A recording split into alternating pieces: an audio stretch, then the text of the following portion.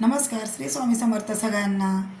आजचा दिवस तुम्हाला खूप आनंदाचा जावो हीच ईश्वरचरणी प्रार्थना करते आणि माझ्या व्हिडिओला मी सुरुवात करते. तर आज चालले मी सोमठाण्याला.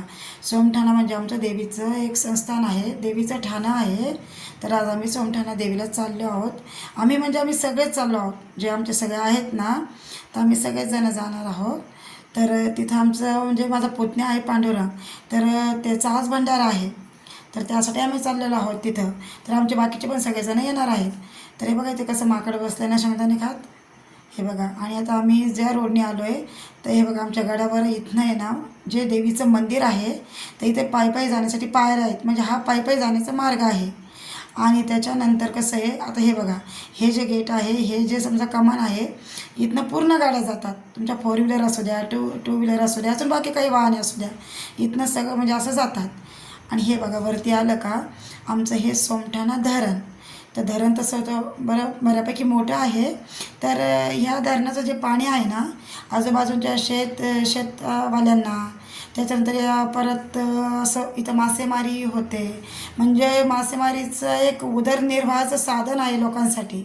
त्यावर ते आपापलं बाबा पोट भरतात आणि शेतीसाठी लोकांना पाणीही दिलं जातं. म्हणजे या पाण्यावर बाबा बऱ्याच जणांची उपजीविका होत असते. तर हे धरण आहे बऱ्यापैकी जरा मोठं आहे. आणि हे बघा पाणी, किती मोठं पाणी आहे याच्यामध्ये. आजूबाजूच्या खेड्यातल्या लोकांना ते परिपूर्ण पुरून जातं.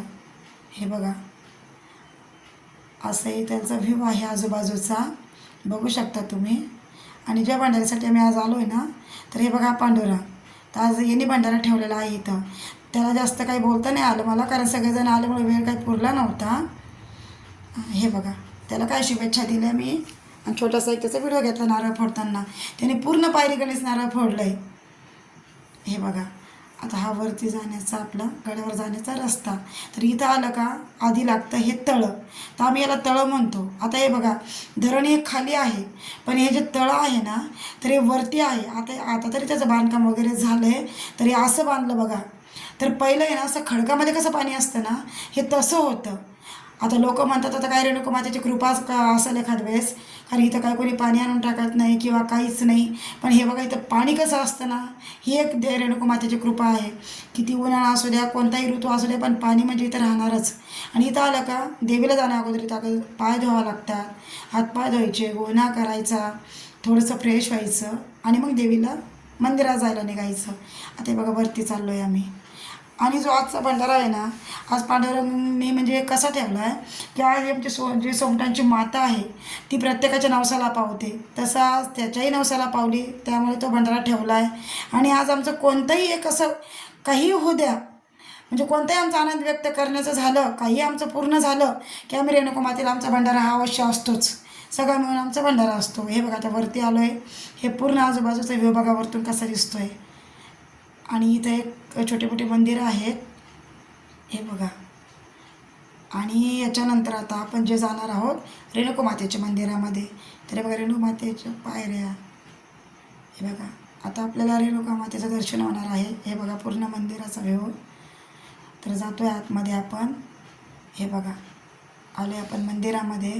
खूप म्हणजे खूप आमची नवसाला पावती. ही बघा आमची रेणुका माता, रेणुका माय. मी स्टेटसही ठेवत असते. नवसाला पावणारी आहे. मातेला बघितलं की अंगाला काटा येतो, असं इतका मोठा तांदळा आहे. हे बघा. आणि आमच्या सगळ्या माझ्या जावा भावा आहेत. खाली मी पूजा करत होते, बाकी बघा यांची सगळ्यांची फोटो काढायची कशी गडबड होती. फोटो तर आता होणारच ना. आता कोणताही निमित्त असू द्या, फोटो झाल्याशिवाय काय हेच नाही आहे. हे बघा, असं मंदिर आहे आमचं रेणुका मातेचं.